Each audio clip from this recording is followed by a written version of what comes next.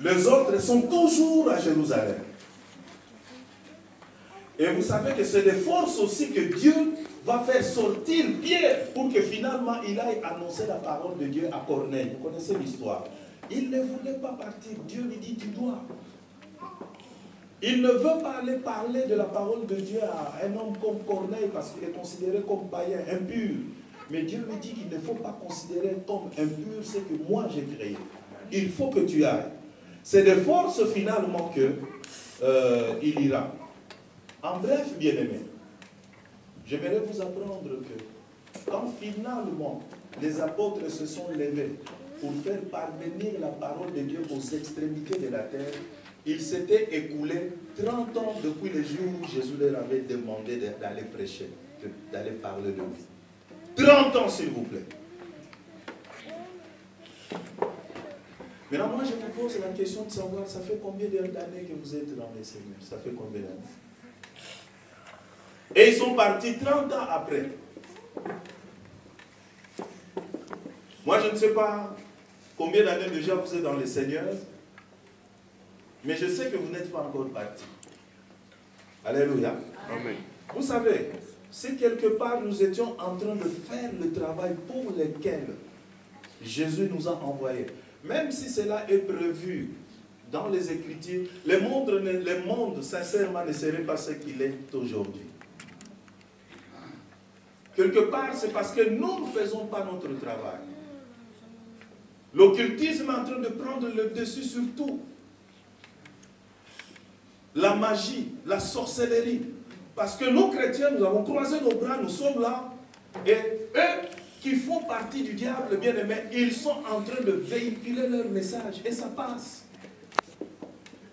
Et s'ils réussissent dans leur ministère, parce que nous, chrétiens, nous sommes là, nous avons croisé nos bras et nous ne faisons rien.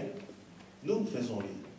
Bien aimé, ce matin, Dieu a voulu tout simplement te rappeler que il t'a sauvé pour faire de toi un instrument de salut. Et depuis que tu l'as accepté comme sauveur et Seigneur, il est là, il t'attend parce qu'il t'a envoyé. Ça, c'est un message que nous avons tous reçu, que nous connaissons tous. Et il est là comme un peu quelqu'un qui est devant la porte de sa maison, il est en train de t'attendre. Quand est-ce que tu vas lui ramener ne fût-ce qu'une seule âme? Quand? L'Église, nous devons nous ressaisir par rapport au travail que Dieu nous a donné. L'Église, nous devons nous lever par rapport à ce travail. Parce qu'il y a bien des âmes qui sont perdues. Il y a bien des âmes qui vivent à nos côtés. Et nous sommes là avec elles chaque jour. Peut-être au lieu de travail, là où nous allons, je ne sais pas. Chaque jour, nous côtoyons des gens qui ne connaissent pas Jésus-Christ.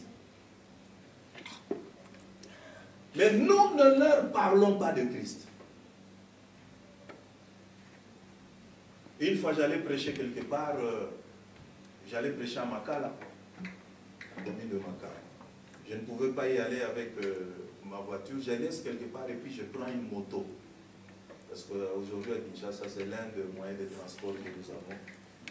Il y a un frère qui me disait que nous ne devons pas, nous, une soeur qui me disait, pour moi, le rabais, Kinshasa ne pouvait pas connaître, avoir de tels moyens de transport. Et j'ai pris la moto, et pendant qu'on partait là, je parlais au monsieur qui conduisait la moto, je lui dis, est-ce que tu connais Jésus? Il me dit, oui, je connais Jésus. Qui est-il pour toi? Oh, non, bon, je sais qu'il est... Mais finalement, je me suis rendu compte qu'il ne connaissait pas le Seigneur. Pendant le trajet, je lui ai présenté Christ. Vous savez, c'est ce que Dieu veut que tu fasses. Vous savez, quand nous sommes arrivés à destination,